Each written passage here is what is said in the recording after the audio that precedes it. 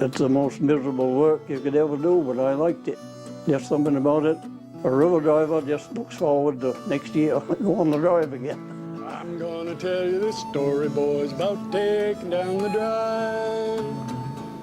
Before it all came to an end in 1976, Clarence Jones and countless other log drivers made sure tens of thousands of cords of wood made it down to the mills on the Kennebec and other Maine rivers each year. It was a labor-intensive method that had been used since the 1600s, and it had a certain allure. Dave Calder started river driving on the Kennebec when he was just 16. He stayed on for 10 years through the very last drive. They were pretty much general skills for a Maine man. If a person grew up in the country in Maine, they knew how to use an axe and cant dog. I mean, we did use some tools that were specific to the drive, pickeroons and pick poles, and being able to handle a boat helped. Didn't require high-tech skills. You know, it was mostly hand tools, hand labor. It was nothing more than seasonal work, but many river drivers came back year after year. The lucky ones flowed with the seasons. In the spring, they'd work their way north, setting out holding booms at each of the dams. During the hot summer months, they'd man sluiceways to make sure logs didn't get jammed at any of the 9 dams. By late summer, they'd head back downriver, bringing up the rear, picking stray logs snagged on the banks and getting them back in the water. Well, the first year that I worked on the drive, Scott Paper had just taken over the mill in Winslow, and they weren't too knowledgeable about things like driving the wood. They insisted that the wood be let go at Bingham. This was early, like in May, when the water was high, so that left a lot of high rear, and they had to hire a lot of people to take that high rear and throw it into the river, and sometimes it was quite a distance. They had to carry it by hand. Then there was the job of getting the logs to the rivers. There was one dramatic metal chute that logs could be trucked to on the Kennebec, but the bulk of this was done by manual labor. There were drivers who started their season way upstream near the top of the log chain. Their job was to get logs into the rivers and streams leading into Moosehead Lake or directly into the Kennebec. That had to be done when it still felt much more like winter than spring. Just up in those stream drives would be working in the ice water. That would be in April. There'd be 4 feet of snow in the woods when they started driving.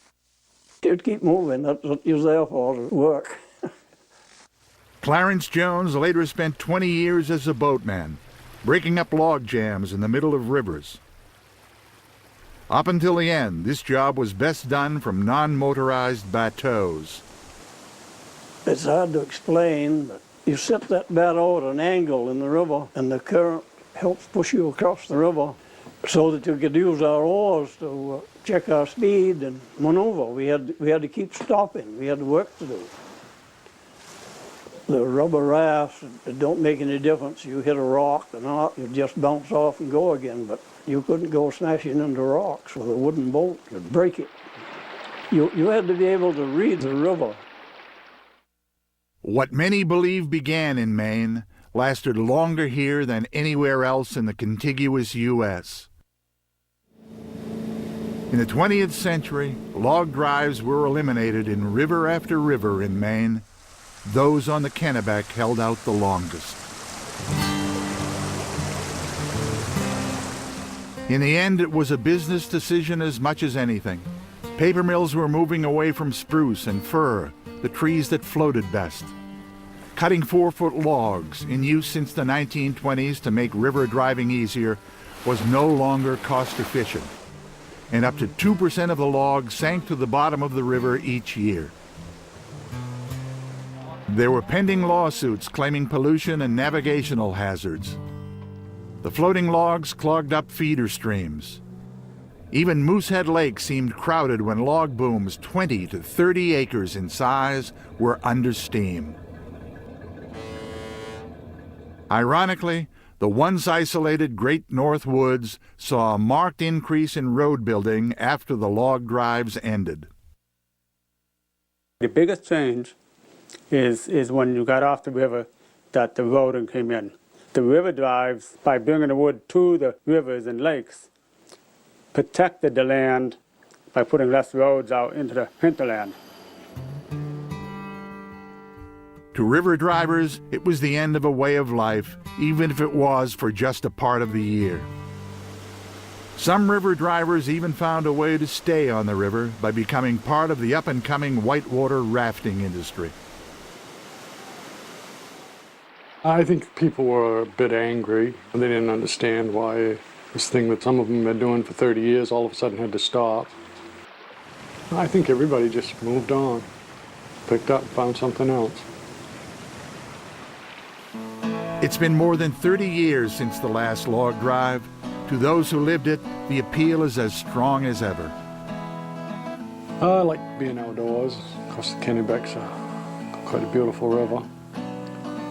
One of the nicest things about it was we were moving a lot. We weren't in one spot for long periods of time, particularly in the spring and on the rear, we were moving. We'd be going downriver every day, a mile and a half, sometimes less, depending on how much wood there was, but we were always moving, seeing different parts of the river, different country, and being outdoors was good.